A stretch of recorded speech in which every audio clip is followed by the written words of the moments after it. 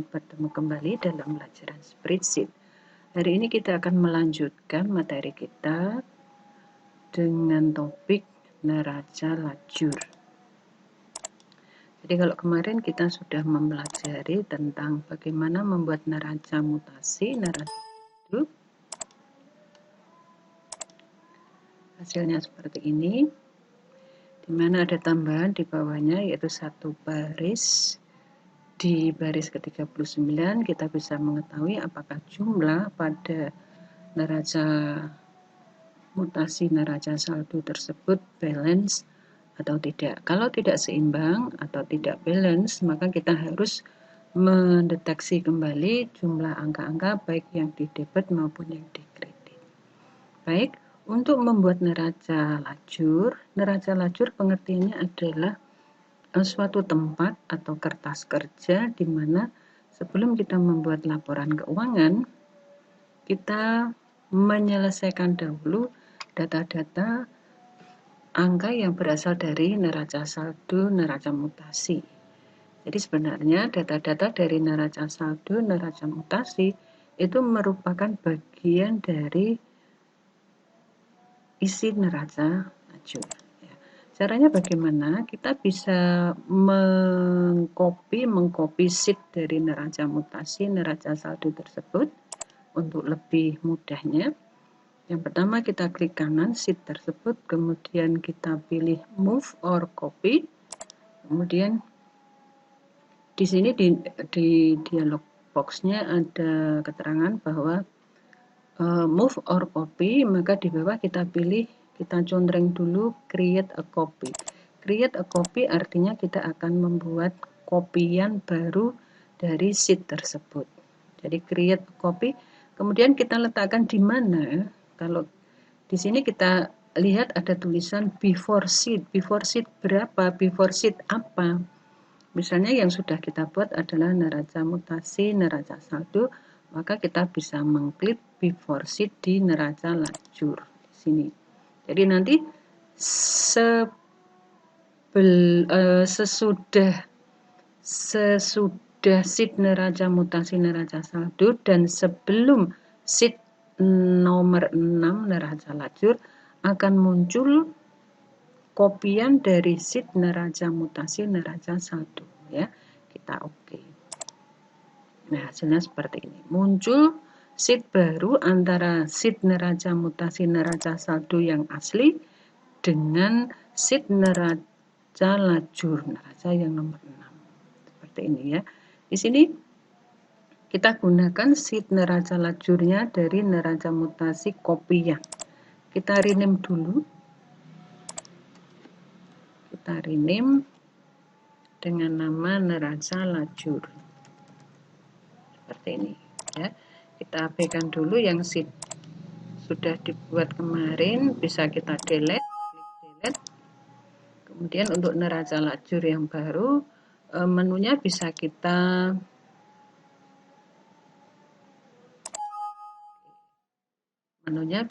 atur kembali lagi dengan cara klik kanan, edit hyperlink. Klik kanan, edit hyperlinknya kita pilih place in this document, kemudian kita tujukan ke cell reference-nya adalah sel neraca lajur. Kita klik OK, kemudian kita klik, maka akan menuju ke sel neraca lajur. Ya. Baik, setelah kita mempunyai kopian dari sheet neraca mutasi, neraca saldo, maka kita perbaiki dulu untuk kopnya, ya, kopnya di sini. Nah, di sini kita ganti tulisan neraca saldo, neraca mutasinya dengan nama neraca lajur. Seperti ini. Kemudian kita tambahkan, jadi dalam bentuk neraca lajur itu dia memiliki 12 kolom ya. 12 kolom artinya kita nanti akan menambahkan 2 kolom lagi di sel JK dan sel LM ya. Jadi Dalam neraca lajur itu ada kolom nomor akun, nama akun, kemudian kolom neraca saldo debit kredit, kemudian neraca mutasi debit kredit, kemudian ada neraca saldo akhir bulan debit kredit, dan nanti akan ada tambahan 2 lagi yaitu laba rugi dan neraca akhir. Baik, kita kopikan terlebih dahulu sel H5. Kita klik ke bawah. Kondisinya masih dalam keadaan balance seimbang. Kita copy, kita klik copy. Kemudian kita letakkan ke J5. J5 klik kanan, paste spesial. Kita pilih kolom width, oke. Nah, baru kita paste. Kemudian kita pastekan lagi di sel L5. Klik kanan, paste spesial, pilih kolom width, oke. Kemudian kita pastekan. Baik, kita perbaiki dulu sel baru yang kita buat. Yang pertama yang ada di sel J5, kita beri nama laba rugi. Karena di sini adalah kolom data-data yang berkaitan dengan laba rugi. Kemudian di L5 kita ganti dengan keterangan neraca atau neraca akhir boleh. Kemudian rupiah kita hapus karena dari hasil kopian dan itu tidak penting, tidak perlu. Kita blok dari J5 dari J7 sampai M37 ya. Kemudian kita tekan tombol delete, kita hapus seperti ini. Pastikan tetap kita menggunakan accountingnya ya, numbernya, format numbernya adalah accounting, simbolnya rupiah, decimal place-nya 2. Oke.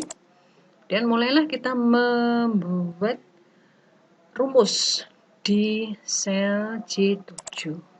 Sel J7 rumusnya adalah sama dengan if kurung buka B7, tetap kita menggunakan nomor akun di B7 sama dengan titik tanda petik 2 kali, titik koma, tanda petik 2 kali, titik koma, if kurung buka B7 lebih kecil nomor akunnya dari 4000. Jadi 4000 adalah nomor akun. Jadi ibaratnya yang boleh masuk ke kolom J itu adalah nomor akun yang kurang B7 lebih dari 4000. B7 lebih dari B7 kurang dari 4000. Jadi yang boleh masuk ke kolom debit laba rugi itu adalah semua nomor akun yang lebih dari 4000 ya. Kemudian titik koma 0 titik koma H7. H7 adalah data yang ada di neraca saldo akhir, kemudian kurung tutup 2 kali. Boleh Bu Susi ulangi lagi, artinya adalah bahwa nomor akun yang termasuk kelompok laba rugi adalah nomor akun 4000 ke atas. Jadi jika kurang dari 4000, yakni nomor akun kelompok neraca mulai dari nomor akun 1100 sampai nomor akun 3101 itu adalah kelompok akun neraca. Dia tidak boleh masuk ke kelompok laba rugi. Jadi yang boleh masuk ke kelompok laba rugi adalah kelompok yang nomor akunnya di atas 4000. Jika sel B7 kosong, maka J7-nya juga kosong. Gitu ya. Seperti ini. Jadi misalnya kalau di sini ada akun asuransi dibayar di muka neraca saldo awalnya kosong, maka nanti dia ketika di laba rugi juga demikian kosong. Kemudian jika sel B7 akunnya kurang dari 4.000, maka isinya ada di J7. Jadi yang memenuhi syarat dari kondisi if ini tadi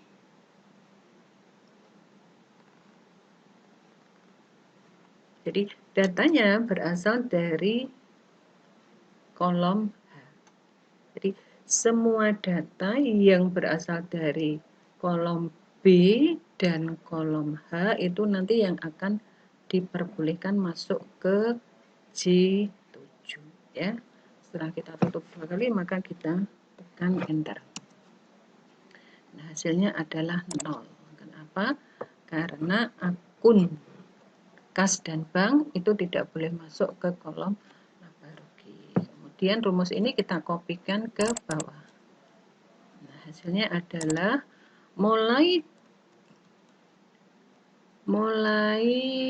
akun 6010 karena karena dia termasuk data yang ada di sebelah debit.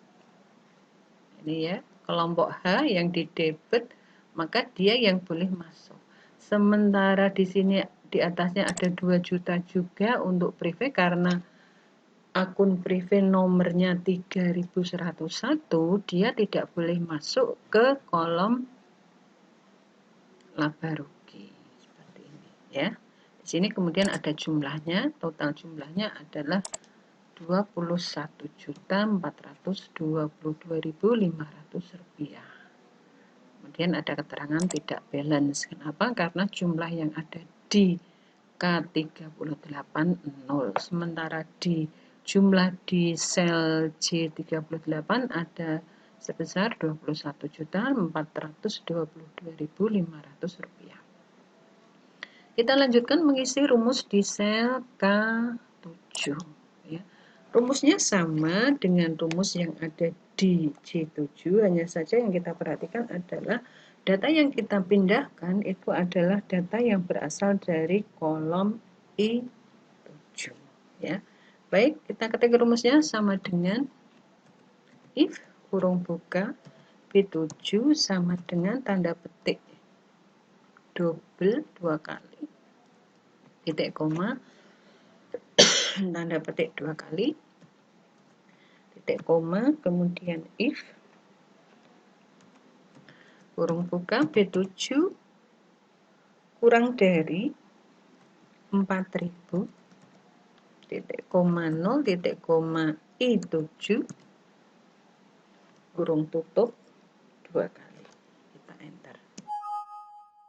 Maaf, hasilnya ini kita cek kembali. Oh iya, ada kesalahan. B7-nya di sini. Kesalahan rumusnya di sini, belum ada. Nah, seperti ini. Kita enter, sudah keluar hasilnya. Kemudian kita kopikan rumus ini. Maaf, terjadi double rumus di enter posisi. Oke, kita copy, letakkan kursor di K7, kemudian setelah ke pojok kita lihat ada tanda plus, pojok kanan bawah kita kopikan ke bawah. Nah,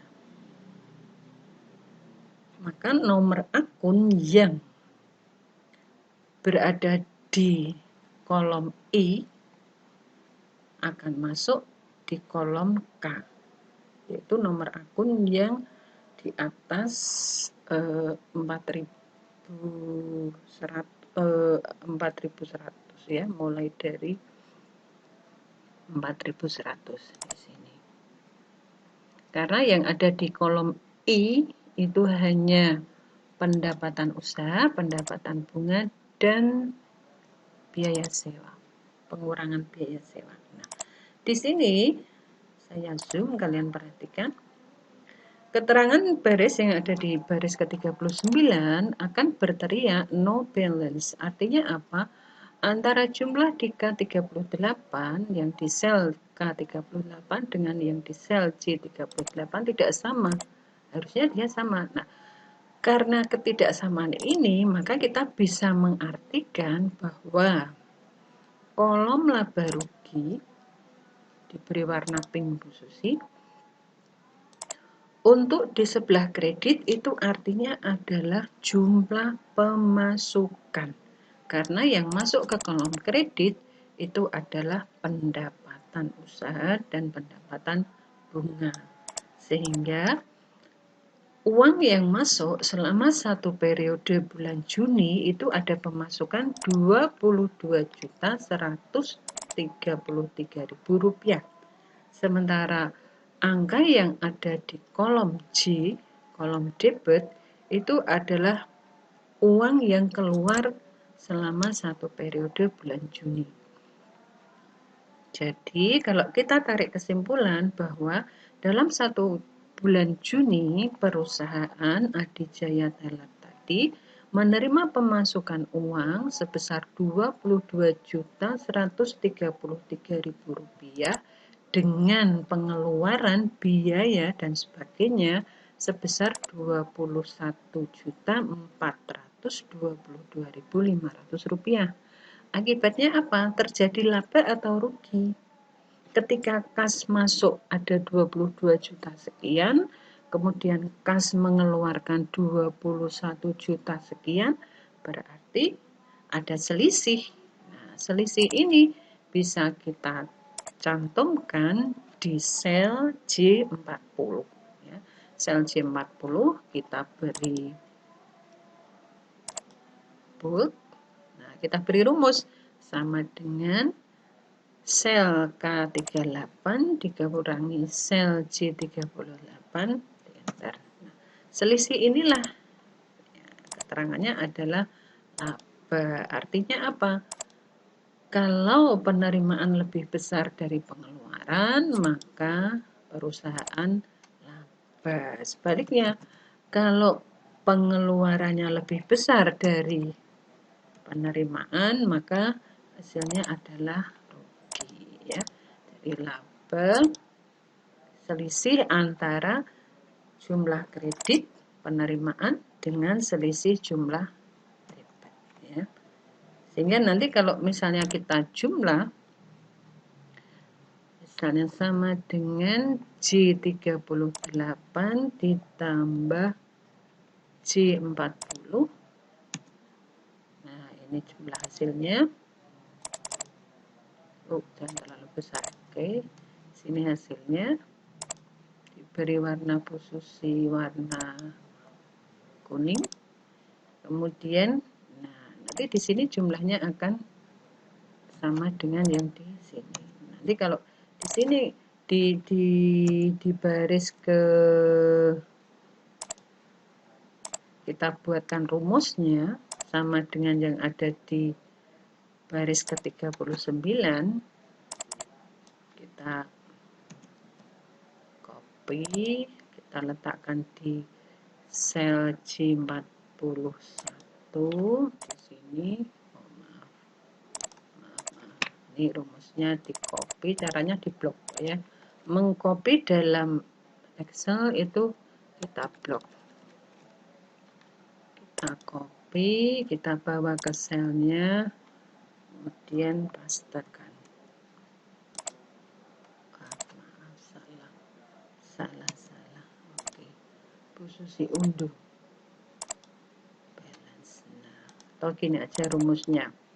Sama dengan if kurung buka K41 sama dengan J41 titik koma tanda petik balance seimbang tanda petik titik koma, kalau tidak seimbang tanda petik kurung tutup. Nah, seperti maka hasilnya adalah sama atau seimbang. Oke, diberi warna posisi warna hijau. Seperti ini. Baik, kita lanjutkan rumus untuk di sel L7 ya. Kolom di sel L7 adalah kolom neraca akhir. Kolom neraca akhir digunakan adalah untuk akun-akun yang termasuk kelompok neraca. Akun yang termasuk kelompok neraca adalah akun harta, utang, dan modal. Bagaimanakah rumusnya? Mari kita perhatikan. Letakkan kursor di L7. Kemudian kita ketik rumusnya. Sama dengan if, kurung buka, V7 sama dengan tanda petik 2 kali, titik koma, tanda petik 2 kali, titik koma, if, kurung tutup, V7, kurang dari 4000, titik koma, H7, data yang ada di sel H7, titik koma 0, tanda petik 2 kali, enter. Oke, jadi kita melihat bahwa di sini untuk kolom H, untuk kas, saldo kasnya ada di debit 8.033.000 rupiah. Nah, rumus ini kita kopikan ke bawah. Sudah ada jumlahnya 216.033.000 rupiah. Dan kita masukkan rumus di sel M7. Rumus di sel M7 adalah sama dengan if, kurung buka, B7 sama dengan tanda petik 2 kali, titik koma, tanda petik 2 kali, titik koma, if, kurung buka, B7, kurang dari 4000 nomor akun tadi, titik koma, kemudian data yang sebelah kredit berasal dari kolom I, ya, I7, titik koma, 0, titik koma, tanda kurung tutup 2 kali. Maaf, posisi ada yang salah argumennya. Oh iya, di sini ini kelebihan. 4000 I7. Oke.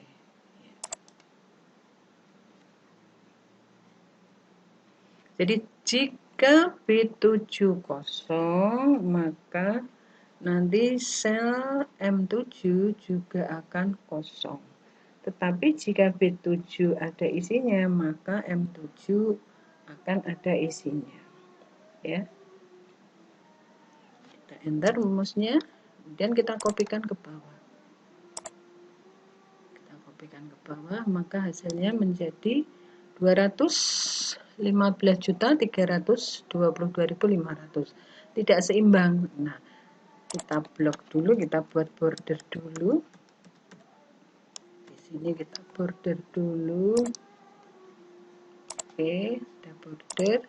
Nah, karena jumlah di sel L38 dan sel M38 tidak sama, maka keterangan yang berada di baris ke-39 itu berbunyi tidak seimbang.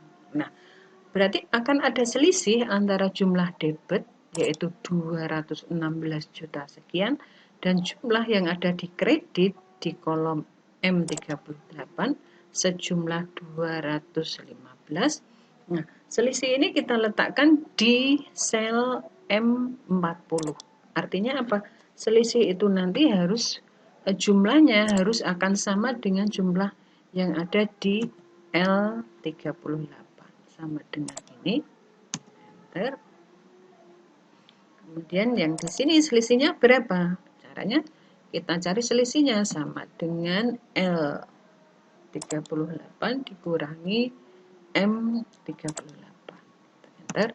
Selisihnya adalah 710.500 Rp500. Jumlahnya adalah sama dengan yang ada di sel C40. Nah, inilah yang dinamakan dengan keseimbangan. Jadi, dalam membuat neraca, maka jumlah debit dan kredit harus sama. Seperti ini. Ya. Kalau kita jumlahkan, M38 ditambah dengan M40 kan sekian. Nah, kemudian kita bikin rumusnya, kita kopikan aja ke kanan. Maka M41 harus sama dengan L41. Jika dia seimbang, jika dia sama, maka akan muncul tulisan seimbang atau balance. Kalau tidak, maka akan muncul tulisan tidak seimbang. Tidak seimbang atau no balance. Ya. Saya sini no balance. Tapi sini hasilnya. Baik, sekian dari Bu Susi. Mudah-mudahan kalian memahami. Video ini bisa kalian ulang berkali-kali untuk kalian pahami bagaimana caranya membuat neraca lajur dan kita bisa mengetahui berapa laba atau rugi dari kegiatan yang dilakukan perusahaan dalam satu periode, yaitu di bulan Juni 2004. Oke. Kurang lebihnya Bu Susi minta maaf. Jika ada pertanyaan, boleh japri ke Bu Susi. Jika tidak dan sudah bisa memahami, silakan kalian kerjakan. Melanjutkan di file yang sama dengan membuat sheet baru, yaitu neraca lajur. Dan sheet ini sudah kalian hiperlinkkan ke menu. Ya, kita hiperlinkkan. Oke. Baik. Sekian, terima kasih atas perhatiannya. Wabillahi taufik wal hidayah. Wassalamualaikum warahmatullahi wabarakatuh.